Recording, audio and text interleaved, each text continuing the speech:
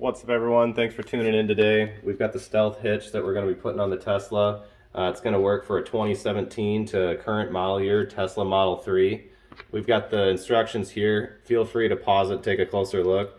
These are some of the best instructions that you're ever going to get from basically any kit as far as I'm concerned. They've got all the tools and everything laid out. We've got all the parts right here laid out. And over here is some of the tools that I have besides the torque wrench. These are all basic hand tools, and this is going to be a pretty easy install. First thing you want to do on the inside is get this clip off. I already got that loosened, and then once you have that off, you can kind of pull down on this piece here and pull the carpet out.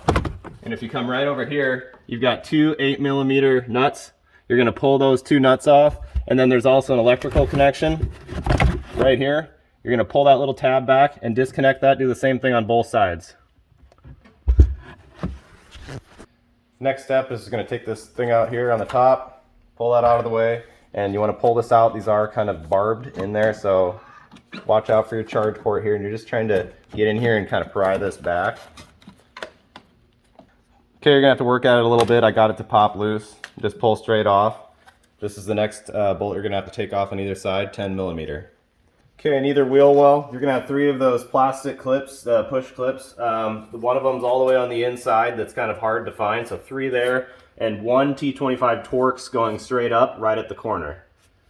Okay, now we're on to step 7, which is underneath the car. Nothing crazy under here. You're going to use your 10mm socket to remove all these screws. These 2 in green here are under a little flap that you can take a flat head or a little tool to pop them open, and you're going to want to pull all 7 of those off. Some cars have an extra one right here underneath, so pause it here and take a look at that. Start in this corner, just grab and give it a little yank. It'll pull off. You're going to drop this little plastic clip here, so just pick, or metal clip, pick that up. And the part you're going to have to kind of work, and that's when one of these comes handy, is right here. You want to be careful with the tab. I kind of pried it up from this way to pull it loose, and just pried these tabs. These are going to be the ones that'll give you a hard time. Get someone else to give you a hand if you can to pull this off. Otherwise, put something underneath soft so it doesn't get scratched. Here's your plug. You're going to want to just pull this clip back, get that unplugged, and then set the bumper somewhere safe.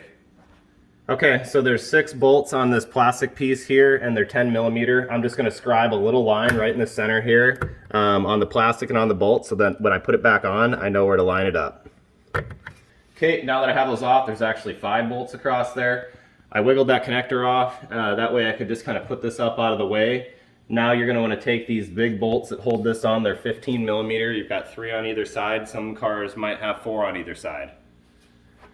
Okay, now that I have that off, I'm going to slide these plastic washers on there, and then this baby's just going to slide right on, and then throw 3 nuts on either side.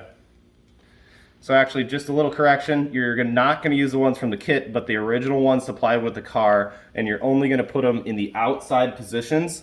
Center the studs up with the actual rack itself, make it even on both sides, and then go ahead and torque the outside ones to 45 foot-pounds.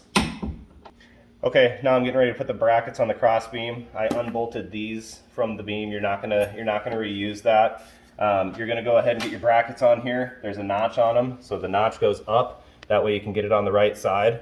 And you're gonna have bolt and washer on the back side with the plastic washer in between with the nut on the outside. Once you get it bolted up just loose, then you can get it up to the car and stick it on there and get it started with the factory nuts. Now that we've got it on here, you just want to make sure that it's centered from side to side. So from the inside of this right here to the edge of your black piece, you want about 1 inch on either side. Then you torque the remaining bolts down to 45 foot-pounds. Okay, now that everything's torqued, we're going to install the latch block here. These bolts run from the passenger side to the driver's side. Nuts on the other side. It's going to be torqued to 150 foot-pounds. All right, well, basically reverse of taking the bumper off, and hitches installed, and mission accomplished. We got the rack on the car.